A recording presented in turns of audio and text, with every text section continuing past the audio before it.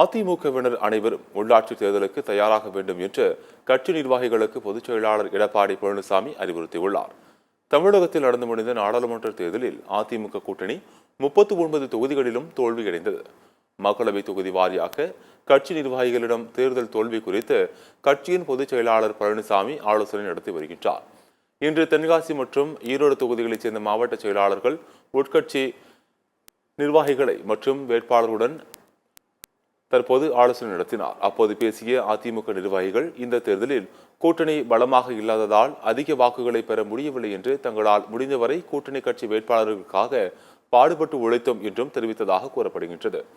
பின்னர் பேசிய எடப்பாடி பழனிசாமி, அதிமுகவினர் அனைவரும் விரைவில் நடைபெற உள்ள உள்ளாட்சி தேர்தலுக்கு தயாராக வேண்டும் என்றும் அதற்காக கட்சியில் அதிக அளவில் இளைஞர்களை சேர்க்க வேண்டும் எனவும் தெரிவித்தார். இளைஞர்களுக்கு முக்கிய பொறுப்புகளை வழங்கி கட்சியை பலப்படுத்த வேண்டும் எனவும் எடப்பாடி பழனிசாமி அறிவுறுத்தியதாக கூறப்படுகின்றது.